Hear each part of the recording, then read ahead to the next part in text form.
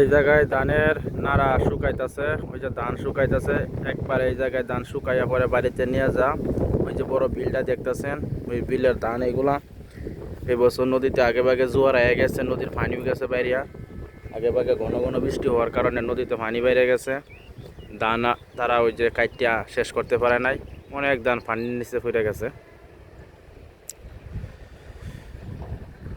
ধান শুকায় টুকায় একবারে নিয়ে যাইতেছে।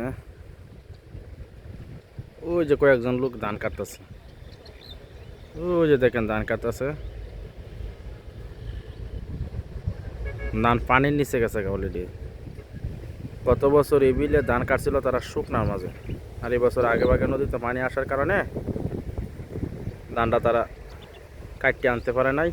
নৌকা দিয়া ধান আনিয়া এই জায়গায় উঠাইয়া এই জায়গায় মারাই করার পরে এই জায়গায় যে কর আর ওই যে ধান একবারে শুকাইয়া বাড়িতে নিয়ে যেতে পারে। কি করবো, করার কি চলে। প্রচুর পরিমাণে বাতাস আসছে, রোদও উঠছে আজকে, অনেক রোদ।